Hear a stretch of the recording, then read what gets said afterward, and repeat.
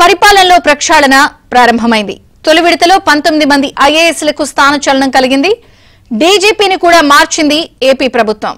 1-2 రోజుల్లో మరికొందరు ఐఏఎస్లను బదిలీ చేయనున్నట్లు తెలుస్తోంది.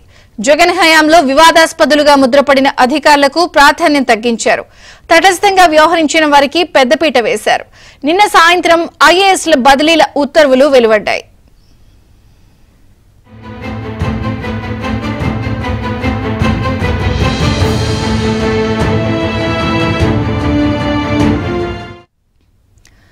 వివాదాస్పద ఐఏఎస్ గా ముద్రపడిన శ్రీలక్ష్మికి పోస్టింగ్ ఇవ్వకుండా సాధారణ పరిపాలన శాఖలో రిపోర్ట్ చేయించారు. ఆమెతో పాటు రెవెన్యూ ప్రత్యేక ప్రధాన కార్యదర్శి రజత్ భార్గవ్ కు కూడా పోస్టింగ్ ఇవ్వలేదు. వైసీపీకి వీరాభిమానిగా పనిచేసిన డి మురళీధర్ రెడ్డిని కూడా జీఏడీలో రిపోర్ట్ చేయాలని ఉత్తర్వుల్లో పేర్కొన్నారు. పాఠశాల విద్యాశాఖలో వింత ఉత్తర్వులు, వివాదాస్పద నిర్ణయాలు తీసుకున్నట్లుగా ముద్రపడిన ప్రవీణ్ ప్రకాష్ కు కూడా ప్రస్తుతానికి పోస్టింగ్ ఇవ్వలేదు. జీఏడీలో రిపోర్ట్ చేయాలని ఆయన ఆదేశించారు. ప్రస్తుతం ఆయన కీలకమైన ఏపీఎస్ఐడిసి ఎండీ, సెఫ్ సీఈఓ వంటి కీలకమైన స్థానాల్లో విధులు నిర్వహిస్తున్నారు. సీఎస్ తర్వాత అత్యంత కీలకమైన సీసీఎల్ఏ స్థాయి ప్రసాద్ స్థాయి తగ్గించినప్పటికీ ప్రాధాన్యమైన పోస్టే దక్కింది. ఆయన జలవనరుల శాఖ ప్రత్యేక ప్రధాన కార్యదర్శిగా నియమించారు.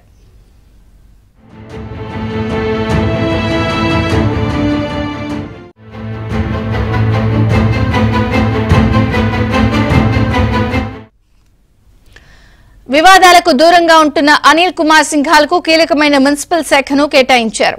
గతంలో సిఆర్డీఏలో పనిచేసి ఆ విభాగంపై అవగాహన ఉన్న కాటమనేని భాస్కర్ ను ఇప్పుడు సిఆర్డీఏ కమిషనర్ గా నియమించారు. గత ఎన్నికల సమయంలో ప్రధాన ఎన్నికల అధికారి హోదాలో వ్యవహరించి ఆపై జగన్ కు సన్నిహితుడుగా మారిన గోపాలకృష్ణ ద్వివేదికి కూడా మంచి శాఖే దక్కింది. ఆయన కార్మిక శాఖ ప్రత్యేక ప్రధాన కార్యదర్శిగా నియమించారు. గతంలో చంద్రబాబు పేషీలో సంయుక్త కార్యదర్శిగా పనిచేసిన పిఎస్ ప్రద్యుమ్న మళ్లీ ఛాన్స్ కొట్టేశారు. ఈసారి ఏకంగా సీఎం సెక్రటరీగా నియమితులయ్యారు.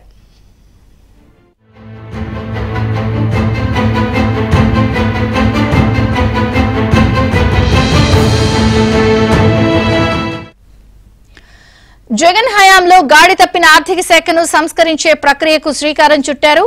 వివాద రహితులైన జానకి, వాడరేవు వినయ్ చందర్లను ఆర్థిక శాఖలో కొన్ని విభాగాలకు కార్యదర్శులుగా నియమించారు.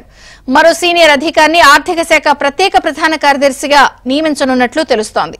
తొలి విడతలో 19 మంది సీనియర్ ఐఏఎస్లకు స్థానచలనం కలుగగా రేపో మాపో విడతల వారీగా మరికొందరి బదిలీలపై ఉత్తర్వులు జారీ అవుతాయని, కీలకమైన శాఖలు కలెక్టర్లకు స్థానచలనం జరుగుతుందని తెలుస్తోంది.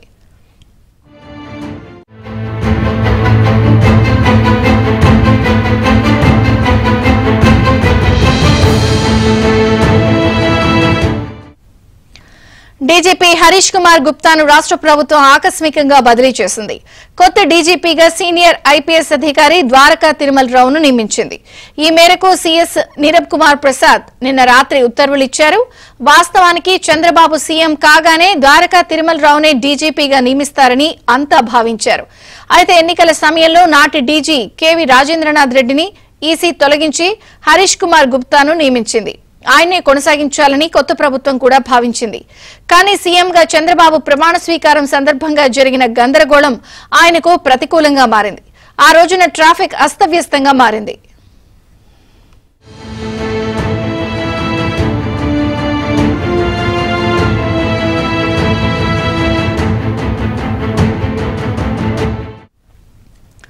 గన్నవరం విమానాశ్రయంలో ప్రధాని మోదీకి స్వాగతం పలికి తర్వాత ముఖ్యమంత్రిగా చంద్రబాబుతో పదవీ ప్రమాణం చేయించాల్సి రాష్ట్ర గవర్నర్ అబ్దుల్ నజీర్ కూడా ట్రాఫిక్ లో చిక్కుకుపోయారు.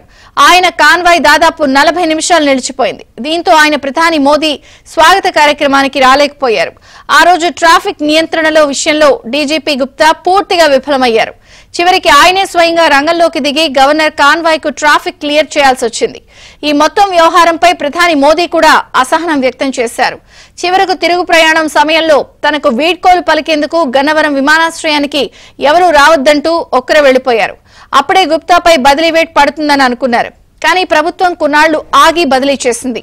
ఇప్పుడు ఆయన స్థానంలో సమర్థుడు, నిజాయితీపరుడుగా పేరున్న 1989 బ్యాచ్ కు చెందిన ద్వారకా తిరుమలరావును నియమించింది.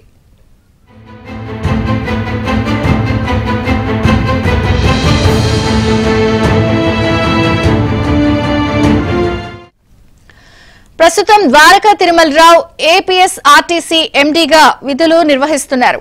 గతంలో అనేక కీలక పోస్టుల్లో పనిచేసిన ఆయన నిబద్ధత కలిగిన పోలీసు అధికారిగా గుర్తింపు తెచ్చుకున్నారు. సాధారణంగా డీజీపీని సెలక్షన్ కమిటీ ఎంపిక చేస్తుంది. ప్రస్తుతం సమయం లేకపోవడంతో ప్రభుత్వమే నియమించింది. అయితే ఆయనకు నేరుగా డీజీపీ పోస్టు ఇవ్వకుండా డీజీపీ పోస్టులో నియమించింది. ఆ స్థానంలో ఉండి ఆయన డీజీపీగా అదనపు బాధ్యతలు నిర్వహిస్తారని ఉత్తర్వుల్లో పేర్కొంది. గుప్తాకు కూడా కీలకమైన హోంశాఖ ముఖ్య కార్యదర్శి బాధ్యత అప్పగించింది.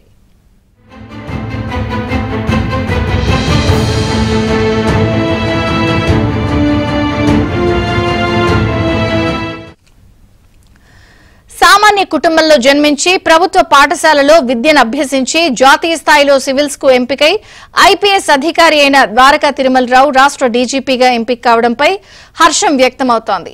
ఆయన గుంటూరు నగరవాసి, దేవాపురంలో పుట్టారు. తండ్రి ప్రొహిబిషన్ అండ్ ఎక్సైజ్ విభాగంలో అధికారిగా పనిచేశారు. ఆయనకు తిరుమలరావు సహా 2 కుమారులు, 5 కుమార్తెలు ఉన్నారు. తిరుమలరావు కృష్ణనగర్లోని మున్సిపల్ స్కూల్లో 5వ తరగతి వరకు, తర్వాత లక్ష్మీపురంలోని పాటిబండ్ల సీతారామయ్య హైస్కూల్లో 10వ తరగతి వరకు చదివారు. కొంతకాలం గుంటూరు టీజేపీఎస్ కళాశాలలో మ్యాథమెటిక్స్ లెక్చరర్ గా పనిచేశారు. సెంట్రల్ యూనివర్సిటీలో మ్యాథ్స్ విభాగంలో గోల్డ్ మెడల్ సాధించారు. 1989లో ఆయన ఐపీఎస్ కి ఎంపికయ్యారు.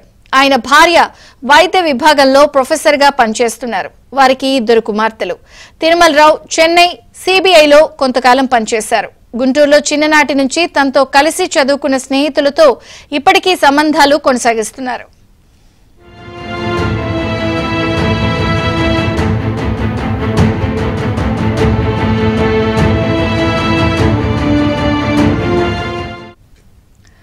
రాష్ట్ర ప్రభుత్వ ప్రధాన కార్యదర్శి నీరబ్ కుమార్ ప్రసాద్ పదవీ కాలాన్ని 6 నెలలు పొడిగించాలని సీఎం చంద్రబాబు నిర్ణయించారు.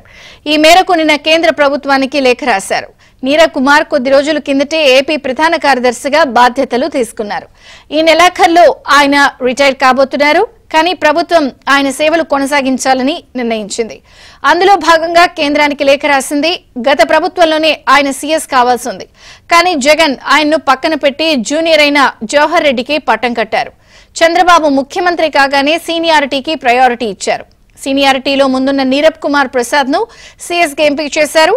ప్రస్తుతం ఆయనకు 10 రోజుల సర్వీస్ మాత్రమే ఉండడంతో మరికొంతకాలం పాటు అవకాశం ఇవ్వాలన్న ఉద్దేశంతో సర్వీస్ పొడిగింపు కోరుతూ కేంద్రానికి లేఖ రాశారు. కేంద్రం ఒకే విడతలో 6 నెలలు పొడిగింపిస్తుందా లేదంటే 3 నెలల చొప్పున 2 సార్లు పొడిగిస్తుందా అన్నది వేచి చూడాలి.